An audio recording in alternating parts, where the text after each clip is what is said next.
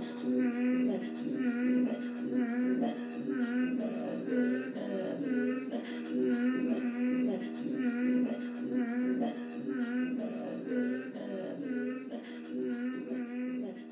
parti de l'Inde pour revenir à Montréal parce que je voulais un terrain de doctorat qui soit plus la dimension humaine.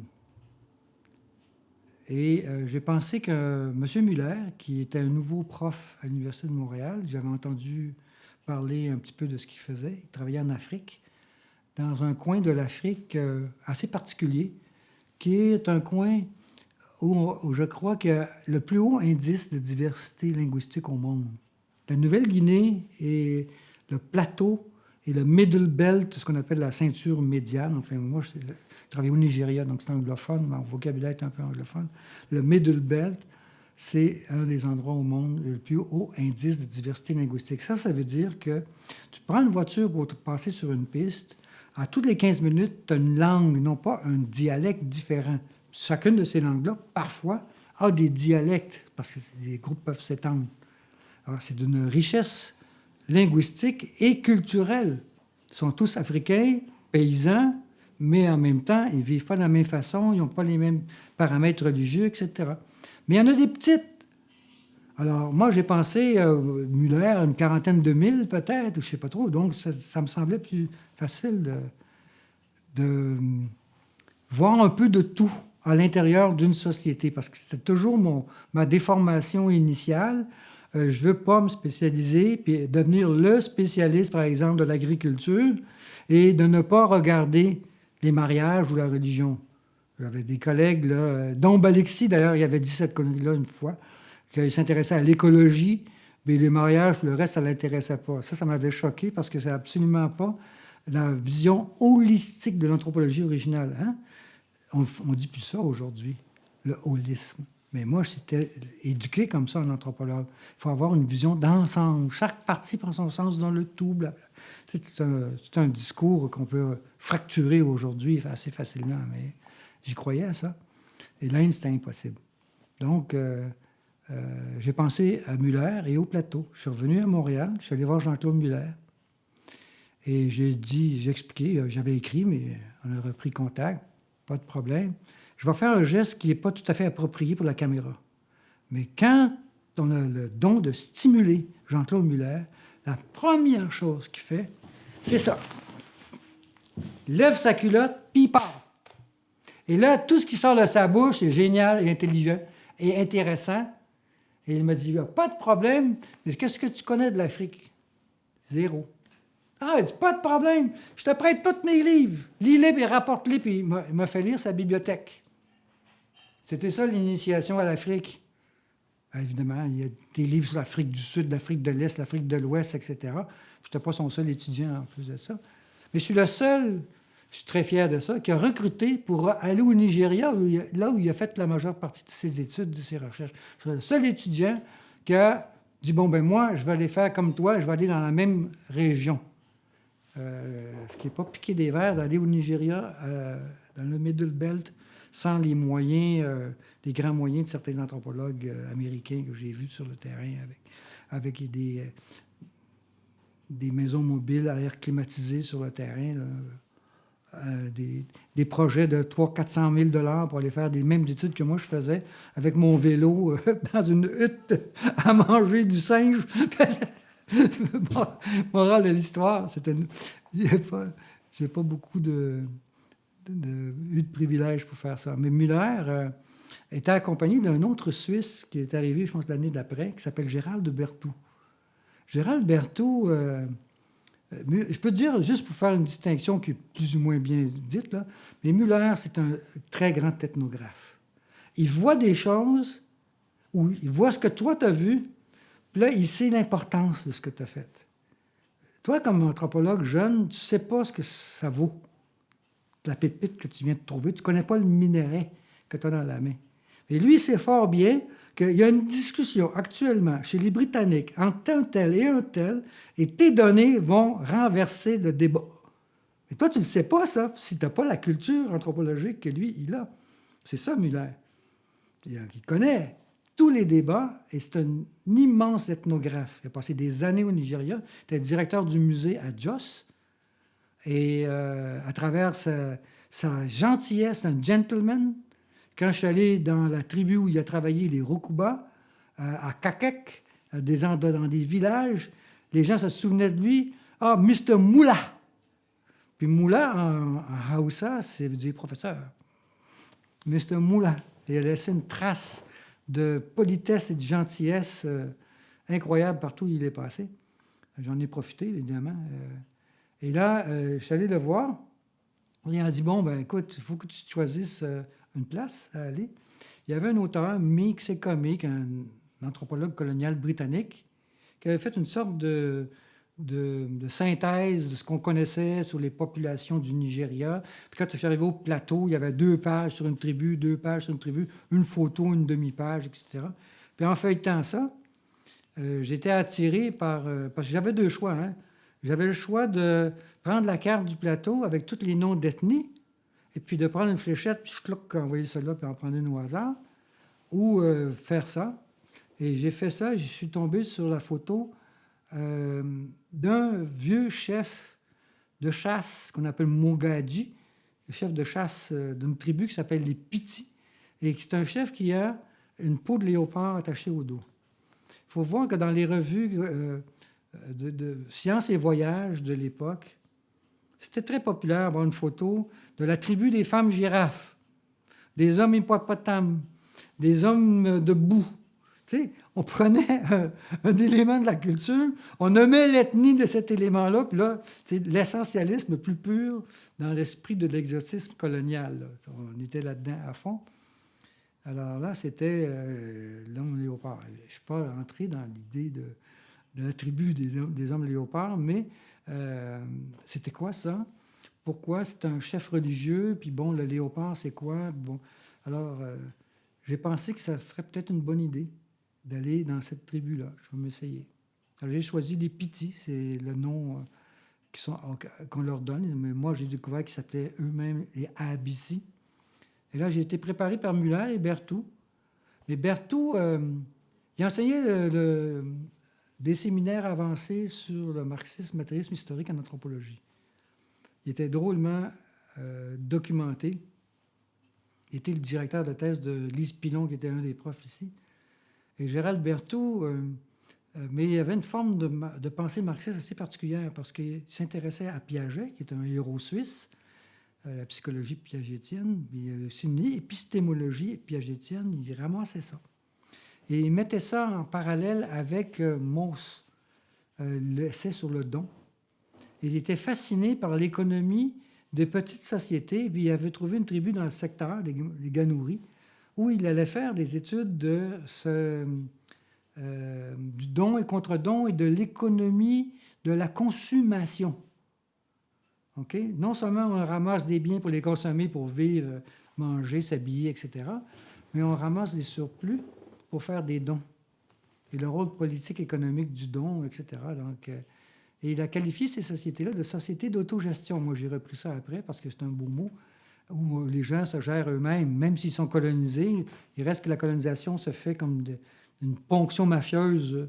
On va chercher les impôts, puis, etc. Mais dans la vie quotidienne, les gens se gèrent eux-mêmes dans les communautés où il y a une certaine structuration. Alors, je trouvais ça très intéressant. Et puis, j'avais ma formation de biologiste aussi que je ne voulais pas. C'est toujours la même affaire, que je ne voulais pas tout perdre. J'ai le rapport à la nature, le rapport techno-environnemental. Je serais probablement capable de faire quelque chose d'intéressant avec ça. Essayer de voir ensuite comment ce rapport techno-environnemental, la répartition du travail, puis bon, une thèse d'inspiration marxiste, un peu écologiste aussi. J'avais Gillian Senkoff, une très grande linguiste qui a fait une longue carrière à Montréal, mais en Californie, un peu partout, qui était sur le comité aussi. Et Gillian connaissait toute la question des problématiques linguistiques, etc. Tu vois, j'avais de très bonnes influences. Et finalement, j'ai fait un projet de doctorat. Les projets étaient minimaux dans ce temps-là. En fait, c'était un des examens de passage pour le doctorat. Le projet, il nous posait une question. Par exemple, qu'est-ce que tu veux faire au Nigeria? Puis là, tu avais une semaine pour répondre. C'était ça, les examens de doctorat de l'époque. Là, j'ai fait ce projet-là qui était très orienté vers le techno-environnemental, l'écologie. L'écologie en anthropologie, c'était pas encore achevé. Et je suis parti avec cette idée-là sur le terrain. Et j'ai abouti au nord du Nigeria, à Jos, au centre du Nigeria, à Jos. Et de là, chez les Pitis, puis je suis arrivé une nuit, avec des tambours, boum, boum, boum, boum, beaucoup de monde dessous. Et qu'est-ce que tu viens faire ici, toi? Pourquoi tu viens de là? Qu'est-ce que tu as à faire ici? La grosse bagarre qui commençait tout de suite, les insultes et tout. Je commençais à m'insérer sur le terrain, sur une, assez raide. Finalement, le chef du village où j'étais, c'est un village administratif, il dit, on verra ça demain, tu peux aller coucher là. Puis il me montre une petite maison qui était en fait l'ancien dispensaire colonial. C'est là que l'officier colonial couchait quand il passait dans le coin. C'était encore debout. Je me suis installé là. Le lendemain matin, tout était calmé, les gens étaient dessoulés. Et puis là, je suis allé expliquer toujours la même chose. Je vais rester ici, je vais apprendre la langue. Et puis comment on s'introduit sur le terrain, ça, c'est une belle... c'est assez particulier. Et j'avais trouvé le nom d'une personne qui parlait anglais. John Ibrahim Raga, avec qui j'ai partagé ma bourse de doctorat pour l'engager, pour me servir d'interprète. Elle m'a montré à parler. Donc, j'ai commencé à apprendre à parler. Puis avec lui, je me suis promené un peu partout sur le territoire, à faire d'abord La première chose que j'ai faite, c'est de m'installer. Donc, je me suis fait construire 3 huttes. Une hutte cuisine, une hutte dodo, une hutte caca. Et ensuite, j'ai fait faire une palissade et un petit portail, parce que les gens qui venaient de l'intérieur de la tribu, c'est rural, c'est des hameaux dispersés dans la savane, ils venaient au marché local, c'est la ville administrative où j'habitais, c'est un village d'à peu près 200 personnes, c'est pas une ville. Ils venaient au marché porter de la bière, une bière faite à la maison. Et puis là, je leur offrais de s'asseoir là, quand ils arrivaient pour se reposer, etc. Mais évidemment, je prenais contact avec eux et elles. Puis les autres étaient très curieux pour me démystifier. Ils étaient venus voir quand je faisais caca, comment je faisais ça. Ça a l'air de rien, mais c'est très important de te qualifier en tant qu'être humain. Et te qualifier en tant qu'être humain, c'est comment tu réussis à subvenir à tes besoins quotidiens. Par exemple, un jour, j'ai ouvert une boîte de crevettes parce que je mangeais beaucoup de pâtes alimentaires que je m'apportais. Je mangeais local, mais je mangeais aussi des pâtes alimentaires avec de l'eau. L'eau prenait à peu près 4 heures à fabriquer. C'était de l'eau qui venait d'un ruisseau en saison sèche, c'était de la boue. J'avais un filtre avec des chandelles. Je mettais, supposons, 4 litres d'eau dedans. Et puis là, ça prenait à peu près 3-4 heures pour décanter, pour avoir une eau purifiée. Là, je mettais du chlore dedans. J'étais très prudent parce que les parasitoses me faisaient très peur. Et après ça, j'essaie de brosser tout ça, tout nettoyer ça pour être prêt pour le lendemain pour refaire ça. Alors, mon luxe, c'était le spaghetti parce que je prenais de l'eau potable. Le spaghetti aux crevettes, avec des crevettes en boîte, c'était très bon. Les gens ont tellement rigolé quand ils ont vu les crevettes. Parce que l'une des chasses préférées, en fait, la seule chasse permise aux femmes, c'est la chasse aux chenilles. Les gars rient. Les gars vont courir après des phacochères, des léopards. La masculinité est très liée à tout l'appareil de chasse, les armes et tout. Les femmes, elles sont amenées à faire la chasse aux chenilles. Pas trop dangereux une chenille quand même, de ramasser des chenilles, les faire rôtir. Fait que là, évidemment, ils savent que les étrangers et ceux qui sont musulmans, qui sont dans tout le secteur, qui ne sont pas des Pitis, les gens du plateau, ils trouvent ça dégueulasse manger des chenilles. Donc, ils savent que c'est un sujet de ridicule. Là, ils ont vu le blanc qui mange des insectes. Parce que les crevettes roses en boîte, là, je m'excuse, mais il n'y a pas de différence entre ça et n'importe quel insecte qui va sortir d'une feuille de chou. Donc, ça m'a... des petits détails où tu es humanisé. Il y en a un, par contre, où j'ai été moins humanisé, c'est que mon loisir, biologie oblige, c'est de partir avec mon vélo vers 4 heures l'après-midi, parce que là, on ne peut pas faire d'anthropologie tout le temps. Hein? Les gens sont fatigués. Tu peux être avec eux, mais toi aussi, il faut que tu te reposes. Tu es toujours observé, tu es toujours en train d'observer. Ah, il faut que je note ça. Ah, c'est fatigant le terrain, si tu travailles bien. Puis si tu ne fais pas le terrain, question-réponse. tu avec ton questionnaire, brrr, ça, c'est pas ça que je faisais, moi. Et si tu fais pas ça, passer 3 semaines à question-réponse, si tu te laisses aller, puis tu attends que ça vienne, puis la vieille anthropologie, alors il faut que tu t'isoles. Là, je partais tout seul, et j'allais à une falaise, occupée par les babouins. Puis vers 4 heures, c'est leur heure. Là, ils montent dans la falaise, ils quittent les champs, la savane autour, montent dans la falaise, puis là, c'est la bagarre, qui va avoir tel promontoire. Puis là, moi, je regardais ça, j'avais mes longues vues, puis là, c'était ma relaxation. J'en ai une couple que j'avais commencé à nommer, je connaissais la primatologie, j'en ai donné des cours de primato au département. J'étais passionné par cette affaire-là, c'était mon loisir. Ça, puis les fourmis. Les tunnels de fourmis là, qui mangent tous leur passage, ça me fascinait. Je jouais avec ça comme avec des petits camions. Les autres, ils voyaient très bien que j'allais voir les singes et tout. Un jour, vient un coopérant qui était envoyé là en lieu de service militaire, un Hausa, jeune Hausa qui parlait très bien l'anglais, et qui était envoyé pour fonder une école primaire dans le coin. Il s'ennuyait à mourir, puis il était toujours accroché après moi dans la ville administrative. Il ne venait pas avec moi chez les sauvages, hein? Il se tenait loin de ça, des païens.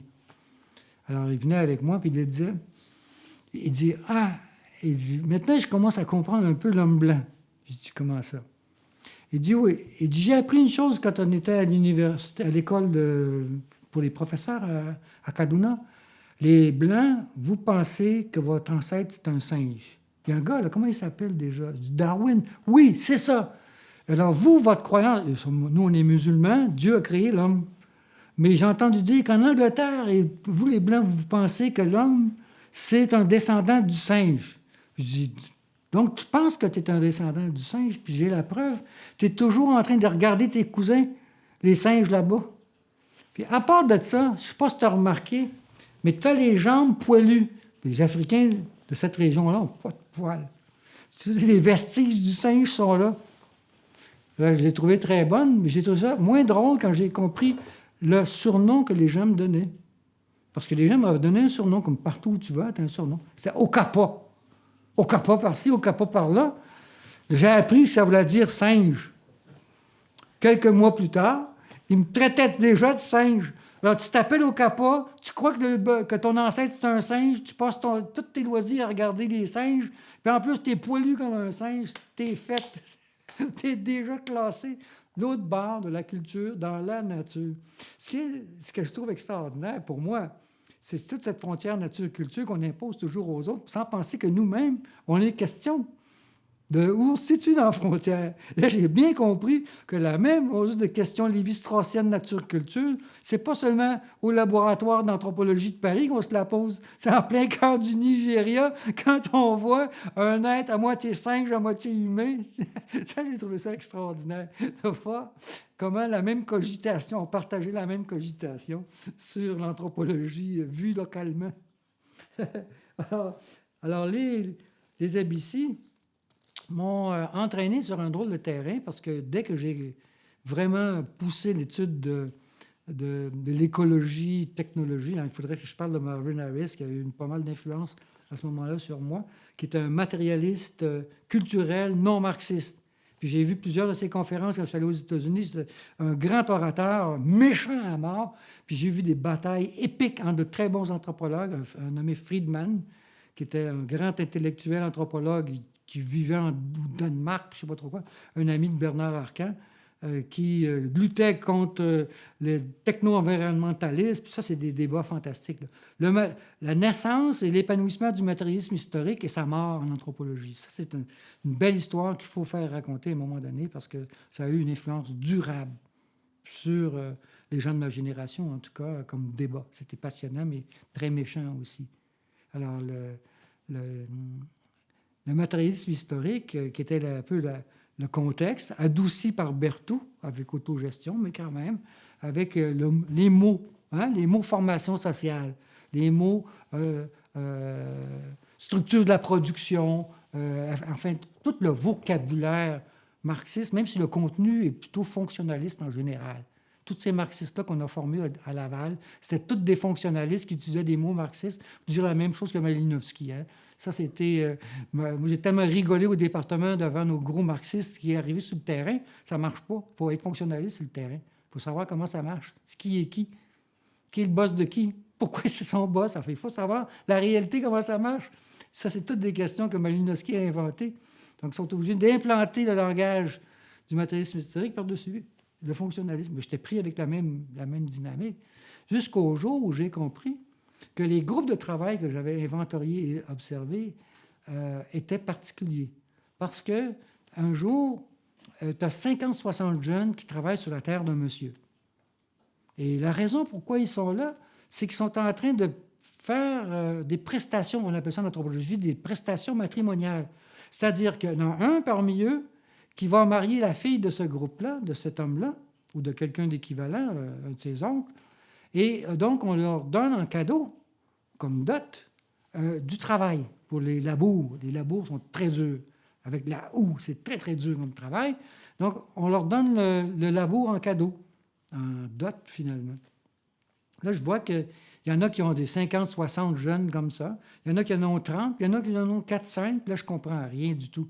Que tout le monde se donne des cadeaux de dot. Mais il y en a bien trop. S'il y en a un qui marie une fille, ça fait un cadeau. Mais il y en avait 10 fois plus. Pourquoi il y a tant de groupes organisés qui font des cadeaux de prestations matrimoniales? C'est quoi l'affaire? C'est quoi cette productivité-là? Quelle est la source? Je ne comprenais rien. Je courais. J'ai interviewé plein de femmes. Oui, mon mari ceci, mon mari cela. Même que, quand on est là, ils m'ont donné une femme. Tu ne peux pas être célibataire. Parce qu'au début, je n'étais pas célibataire, puis après ça, je suis devenu célibataire. Au début du terrain, je ne l'étais pas, mais après ça, je le suis devenu. Et là, on m'a proposé une dame, pas pour coucher avec moi, mais pour être ma partenaire. Qu'elle vienne chez nous quand elle va marcher, que je l'aide, que je fournisse des choses pour ses besoins. Je voyais tout à l'heure que c'est une structure de redistribution des hommes aux femmes. Mais là, c'est là qu'on m'a expliqué, et ça m'a pris 8 mois avant d'arriver au clou de ma thèse, que les femmes n'ont pas un mari, ils en ont 3. Une année, ils se marient le même jour aux 3. Mais la première année, ils s'en vont chez le premier. Là, les gars, ils vont tous faire des grosses prestations matrimoniales chez son père et chez sa mère. Des petites pour la terre de sa mère, des grosses de la terre de son père. Quand elle change de résidence la deuxième année, elle s'en va chez son deuxième mari, elle est supposée passer 1 an. Elle est supposée ensuite aller chez le deuxième. Là, ils font la même chose, plus petit, mais quand même substantiel. Après ça, le troisième. Puis en plus, c'est qu'elle peut très bien, si elle n'est pas contente de ses 3 maris, en prendre un 4e, qui lui va un petit peu lui faire la cour, alors qu'elle est au champ, etc. Il n'y a pas de divorce. Elle est toujours mariée avec les 3 ou 4 maris, selon le cas. Donc, une fois que j'ai compris ça, j'ai compris que les échanges de travail étaient beaucoup plus nombreux que la monogamie l'aurait permis, en faisant la polygamie, la polyandrie, qu'on dit, avec les femmes avec plusieurs maris. Bien, les journées de travail qui échangeaient étaient beaucoup plus nombreuses, puisque chaque femme valait 3 maris. Donc, toi, regarde, le plan démographique, comment c'est génial. Tu as une famille, tu as 5 femmes, tu as 5 filles, tu as 3 gars, mettons, grosse famille polygame. Les filles, ils ne vont pas faire les labos, ils ne les font pas chez eux, les labos. D'autres tribus, ils les font, mais eux autres, ils ne les font pas. Tu es pauvre par rapport à celui qui a le contraire, 5 gars, 3 filles. Mais une fille vaut 3 saisons de labour. Alors, tu as une équivalence démographique entre les filles et les garçons, puisque les filles valent beaucoup de travail de labour, autant qu'un gars, qui, lui, va travailler pour son père, mais à un moment donné, il va avoir sa propre famille, son propre réseau à faire vivre. Alors, comment les règles sociales établissent des équivalences démographiques et économiques? Alors, c'est ça l'autogestion de Berthoud. C'est comment l'équivalence, malgré les aléas de la démographie, les aléas du pouvoir, les aléas de l'économie, il y a des institutions qui viennent réparer les brisures.